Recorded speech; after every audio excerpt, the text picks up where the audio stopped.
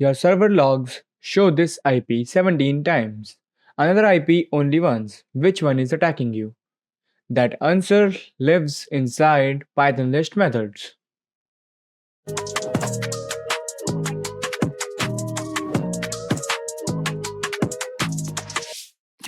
List store data. List methods analyze data, and analysis is where cybersecurity really begins. Attackers hide in data, defenders read it. So, in this video, we will be learning about list methods, and first one is append. So, we have already covered append in the last video, but as we are covering every method of list in this video, so we will cover append too. So, for example, if I say failed underscore IPs dot append 8.8.8, and I will duplicate it, and this time I said 8.8.4.4, and this time 3.3, and I print failed IPs. Now it will print all these three IPs. Why? Because it added to the end of the list like all three IPs. Every failed login gets logged. No logs equals to no evidence. So let's move on to the next method. Next method is count, which is like self-explanatory. Obviously, it does count. So let's say if you wanna try like this, I'm gonna comment this line and failed IPs dot count 8.8.8.8. And now if you run it, it will show you 1. And if I say, it will show me 3 now because it is 3. 1, 2, and 3. If this number is high, that's not a user, that's an attacker. So let's make a mini attack detection logic now. So first of all, let's comment these out. And right here, mini attack detection logic. IP will be this. And if failed underscore, sorry for the mistake, IPs, okay, I wasn't supposed to comment this actually. So count IP greater than equals to 3, then print brute force detected from whatever IP it is, like this. So it's showing brute force detected from 8.8.8. I'll run it once again for you guys. Yeah.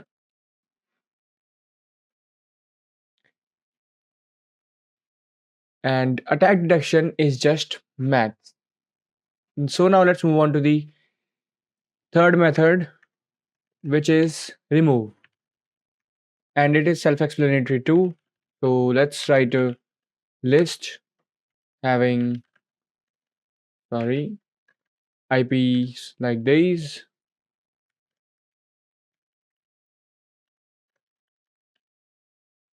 And then blocked underscore IPs dot remove,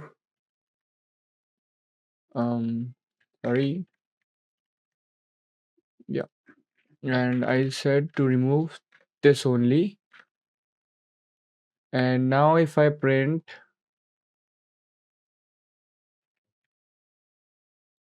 or blocked IPs, it will print only 1. It will print only 1 because we just removed this one.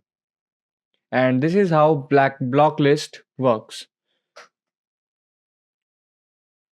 Okay, so there's a very common error. So for example, if you enter any wrong value or non-existing value to remove, it will throw you an error. List.remove x not in list. It will show you this. And if you get errors like this, it means it doesn't exist on your list, obviously. Okay, so now let's move on to the fourth method, which is sort. Sort will sort your list basically.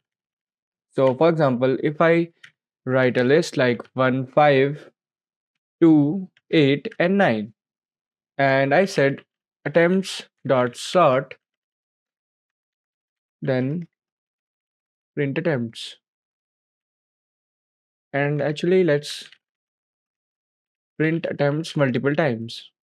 And with before sort, and I'm gonna just replace this one with after sort and add colons to make it readable. So as you can see, it is 15289 here and it is 12589 here now because it got sorted using the sort function. So now let's move on to the reverse method. So reverse method just does the opposite.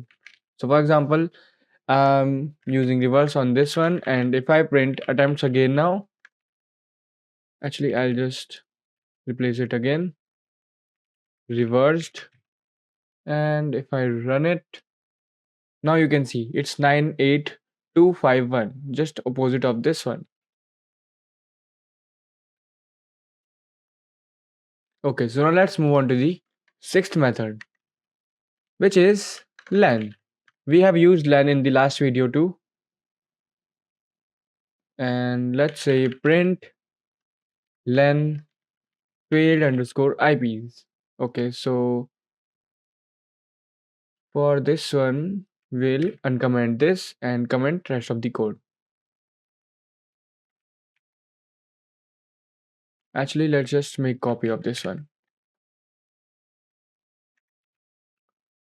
And if you run it, it will print 3 here. Why? Because the list having 3 elements. So it is printing 3. It's just working like count. Okay, so now let's move on to the next method, which is seventh method, and that is clear. So let's say fail underscore IPs dot clear and print failed underscore IPs. So if you print it now, it will print 3 because of this and then empty list because we just cleared the list.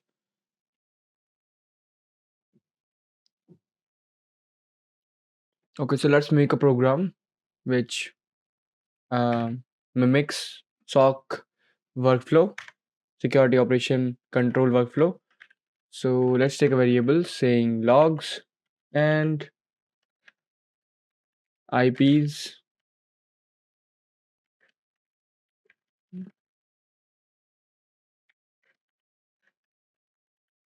saying these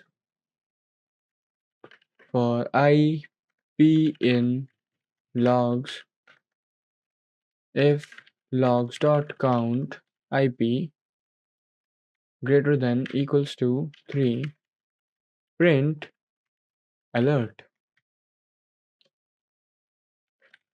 So what it will do is it's taking IPs from here, it will run a for loop here, and if IP count is greater than 3 or equals to 3, it will print alert and the IP. So if I run it now, it won't do anything. But if I change the last element to this, or let's just add one more, which is this, it will say alert 8.8.8 and like 3 times or whatever times it is like appearing in the list. So that's it for the video. Comment sock mode if you'll like this video. Now you can analyze attacks in memory. Next we store them in real log files.